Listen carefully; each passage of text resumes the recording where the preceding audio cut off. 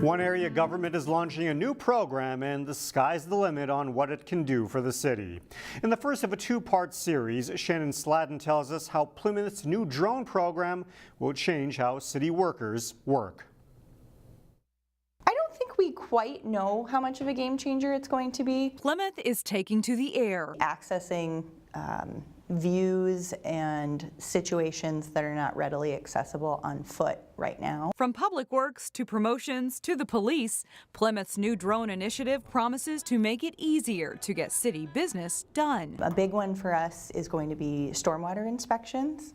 So it can be difficult to cross, wet and rough terrain to get a look at these stormwater ponds. Laurie Hokkanen will oversee the new program.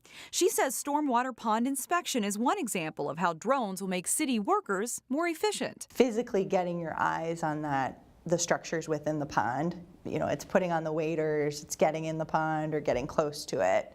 If we were able to stand on the edge and fly in with a drone with a 30 megapixel camera, we could probably do that a lot quicker than actually getting a person in. But it's not just inspections that will become more efficient. The city also plans to use drones to map crowd movement at events. Something like music in Plymouth, where we have over 10,000 people that routinely attend, and at the end of the night everybody wants to go home at the same time.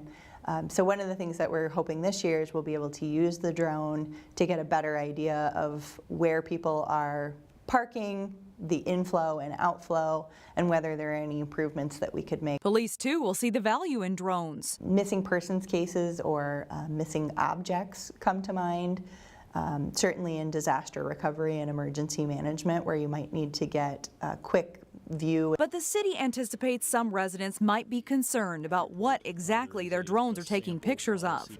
Staff hopes to reassure residents that privacy will be respected. It's very important, and so there are activities that require a search warrant right now, and if we were ever to use a drone in those type of activities, a search warrant would be required for that as well. And that includes a policy that dictates when a drone's camera will be rolling and when it won't. If we're flying the drone, from a location to a stormwater pond, and it's not necessary to record during the flight to get it there, we won't record. We'll take the pictures once we get there.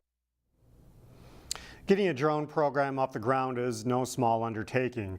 The city will spend around $20,000 buying 3 drones and training staff in using them. And that training will include certification from the Federal Aviation Administration.